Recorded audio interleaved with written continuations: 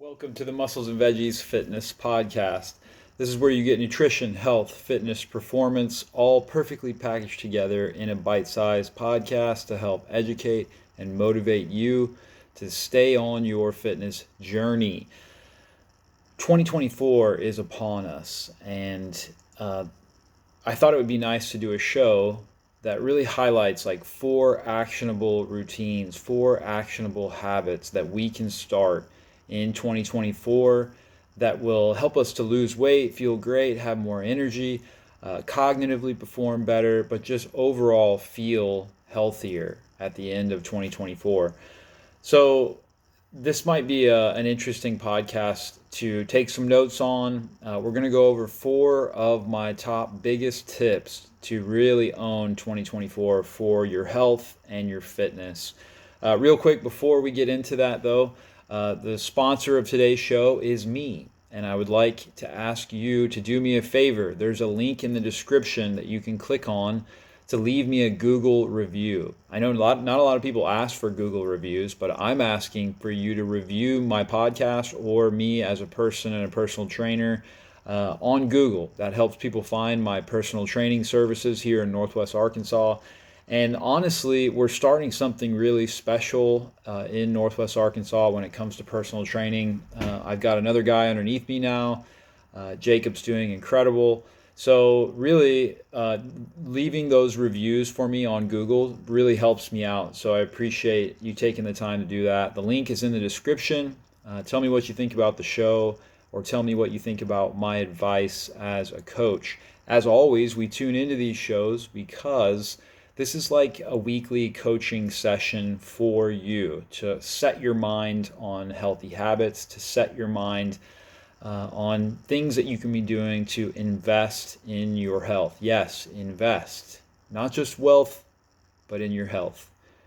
Because every time you make healthy choices, healthy tips that you put into action, you're investing in your future self, your 5 year from now self, or your 10 year from now self.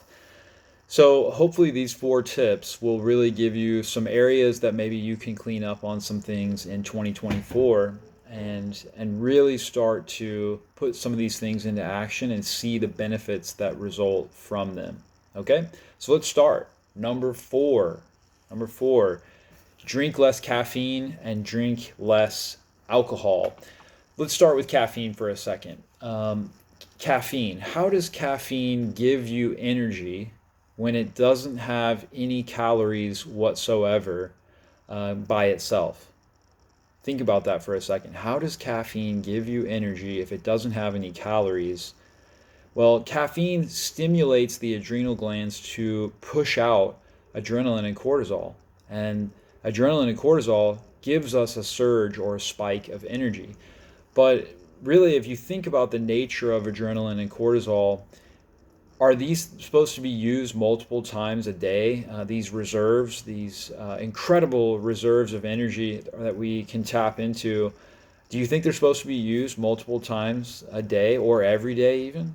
Probably not, because those are reserved for fight or flight activities, stimulating activities that we would need surges of energy. But you see, modern humans have found a way to tap into that. And of course, if a good thing is good, even more is better. And so people abuse caffeine. Now let's shift and talk about alcohol for a second. Alcohol is the exact opposite. It's not a stimulant, it's a sedative. So now we're starting our day with caffeine and we're stimulating ourselves artificially. Then we come home from work, it's been a long day, I'm stressed out, I want to drink. Okay? So now you're going to sedate yourself into a calm state. So you see how there's this ebb and flow that's happening, artificially stimulating in the morning and artificially sedating in the evening. We're not letting our natural rhythms happen in the human body. And this can be dangerous because caffeine in particular, stimulating cortisol and adrenaline constantly over time leads to a high cortisol, high adrenaline state. This is where people get into adrenal fatigue or adrenal dysfunction, whatever you want to call it. and you feel like you're entering into like burnout territory, right?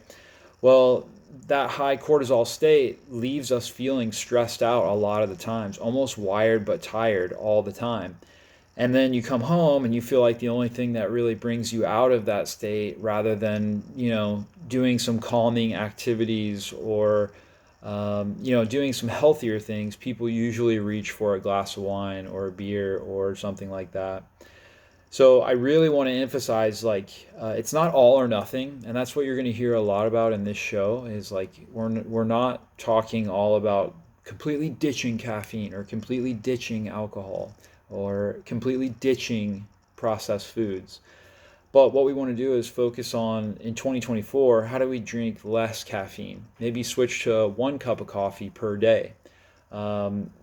Just enough that you get your enjoyment, because I think I get enjoyment out of my cup of coffee every day, but I don't need 2 or 3, and I definitely don't need caffeine after noon when my body should be tapering down as the day goes on. Which, side note, caffeine has anywhere from a 6 to 8 hour half life in most people, so we all process caffeine differently.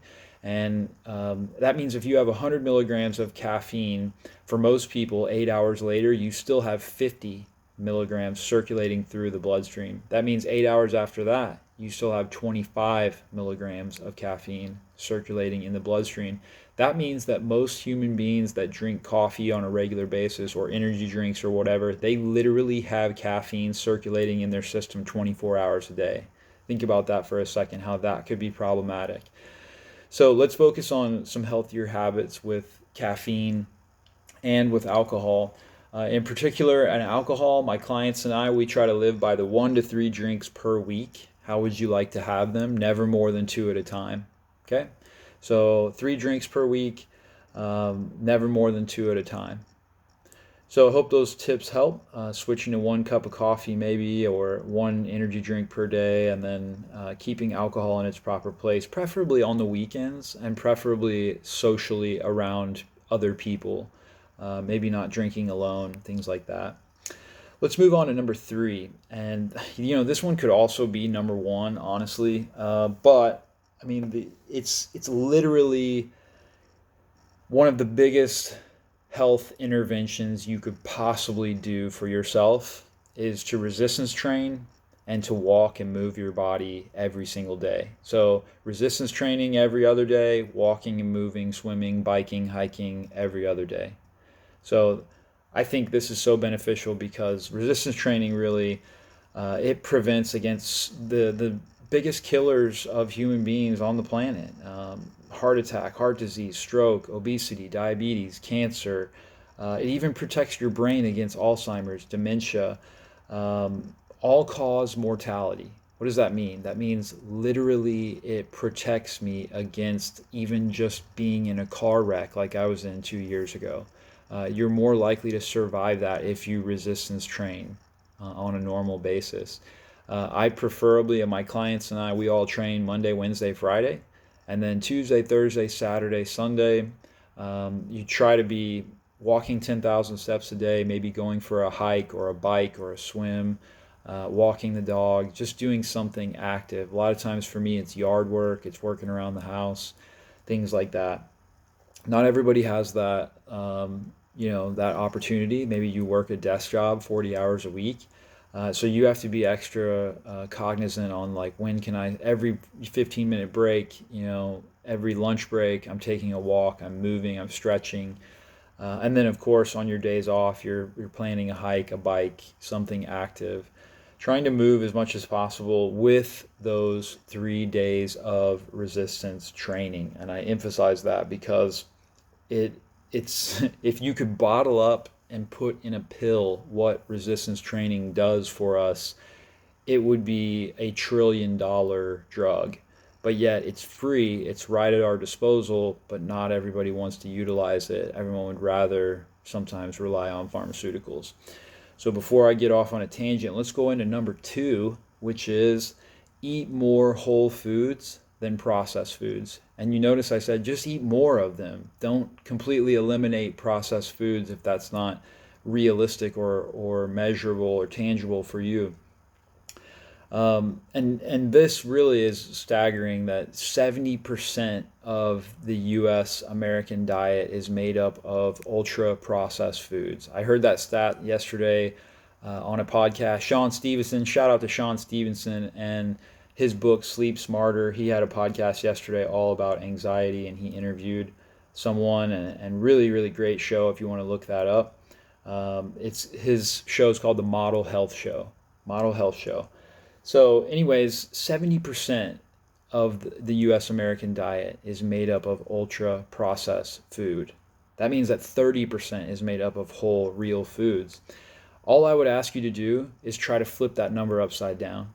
Try to flip that number, and this is one tip they gave on the show that I'm just stealing and giving to you, which is try to eat 30% processed foods and 70% whole, real, unadulterated foods from the earth, from creation. Okay, and this is exactly why there's lots of ways to do this. This is exactly why my clients and I like to follow smoothie salad roasted. That's a term that I made up to keep things really simple. My Monday through Friday, I'm trying to own my Monday through Friday. So I'm trying to own my home life, so to speak. So I'm not always at home. Sometimes we're traveling. Sometimes we're doing different things, and life's out of sorts, and we just kind of deal with what happens during those times. But when I'm at home, my Monday through Friday routine, I try to own that because I have control over that, right? So I don't need to be deviating way off course when I have control of my situation. I can save that for those times that I don't have control and I'm forced to deviate, then I'll deal with that circumstance. But smoothie salad roasted works really good because you can start your day with a smoothie. You can always have a salad for lunch, even if it's cold outside. Suck it up, Sally. You can do it. Um, and then roasted for dinner is always just what am I thawing out? What am I chopping up? What am I roasting? And it, man, at the end of the day, it's so flavorful too. So that's why the smoothie salad roasted just keeps things really simple and it works really, really well. And if you have any questions about the smoothie salad roasted, please DM me on Instagram or Facebook, shoot me a message, and I'd be glad to answer any questions or send you a meal plan on the smoothie salad roasted. Okay? Let's talk about the number one thing that I could give you to do if you change nothing else in 2024. The number one thing that I could give you is this: live by the 12-3 rule. What is the 12-3 rule? This is actually, again, something else I stole from Dr. Thomas Seyfried. He's a very famous doctor, especially in the realm of Alzheimer's, dementia, and blood sugar. If you want to look up some of his stuff, it's absolutely incredible. I've been listening to him for years, and he has one thing called the 12-3 rule. And this just means that we're going to be making sure that for 12 hours of the day, we are not consuming any calories. And 3 hours of the day before bed, we're not consuming any calories. So no food for 12 hours a day, and particularly no food up 3 hours before bed.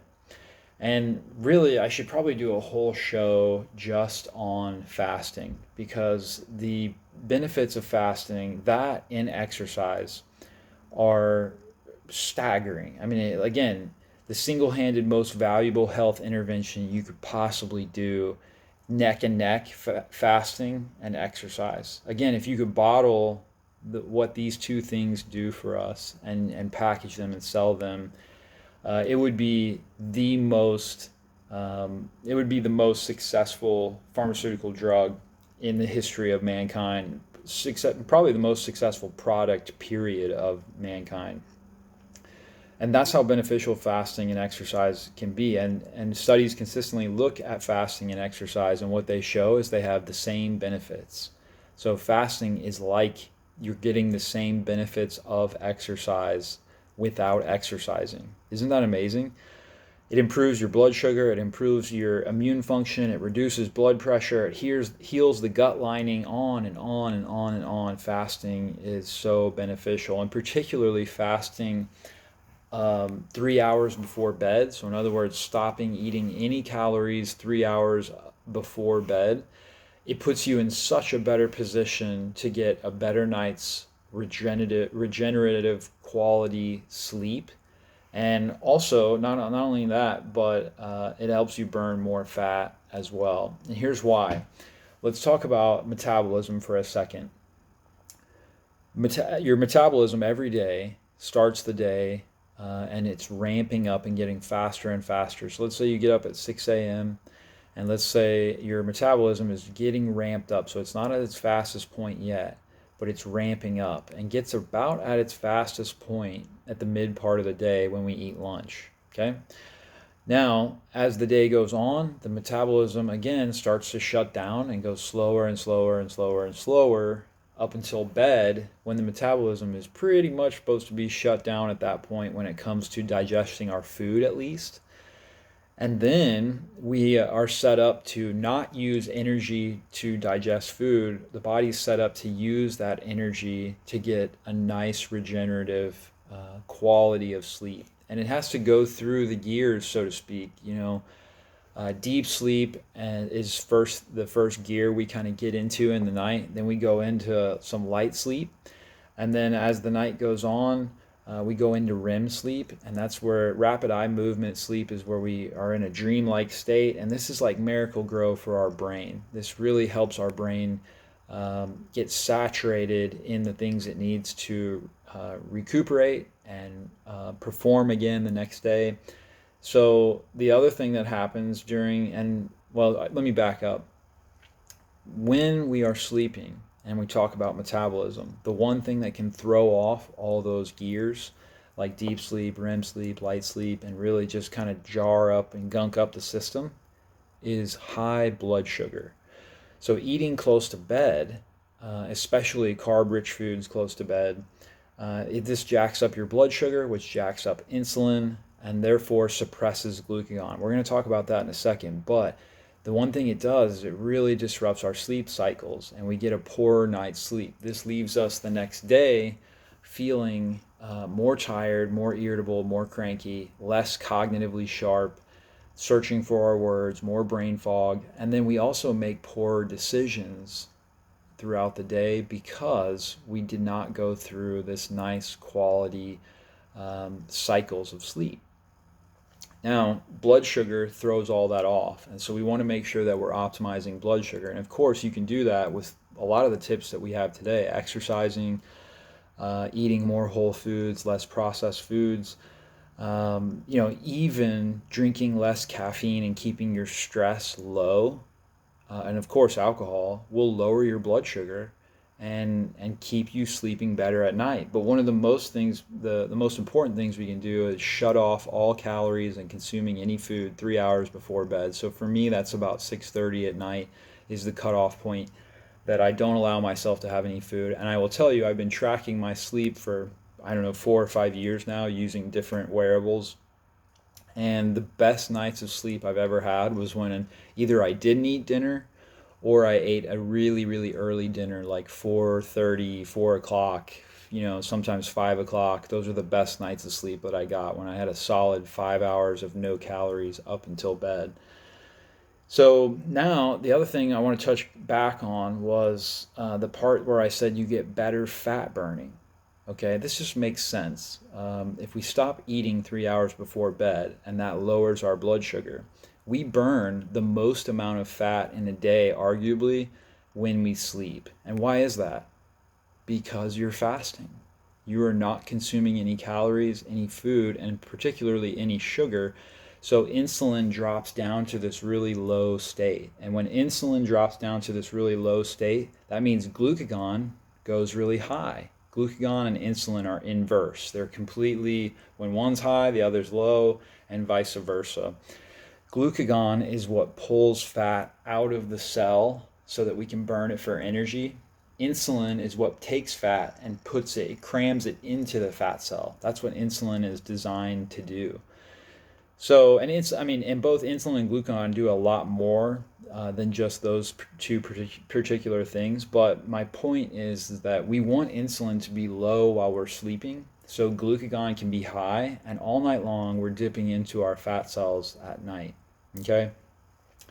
So there's so many reasons why this 12-3 rule is my number one thing, that if you could do nothing else in this podcast that I give you, if you could do this one thing, make sure your fasting window is greater than 12 hours every single day, and stop consuming any calories up until 3 hours before bed. I promise you, you will see massive results just from that. You will be leaner, you will lose body fat, you will sleep better, your cognitive and mental health will be better. You will wake up and have more energy and vitality and spring for life. There's so many reasons, and I've seen this over and over again when people did this one thing. So let's recap all four. Number 4, drink less caffeine and drink less alcohol. So you notice I didn't say don't drink any caffeine and don't drink any alcohol. Let's just keep those things in their proper place. And we had some really good reasons why.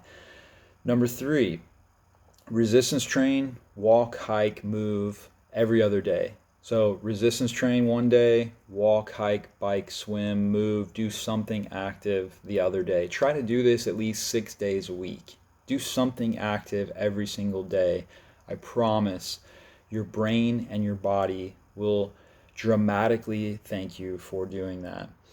And it'll protect you against the biggest killers in the world. I don't know about you, but I really don't want Alzheimer's or dementia. I don't want cancer, and I don't want heart attack or stroke. And those are all 3 prevalent things in my family history. So I'm investing in these things because I want to prevent myself against what's already stacked against me, stacked in the deck against me with my genetics.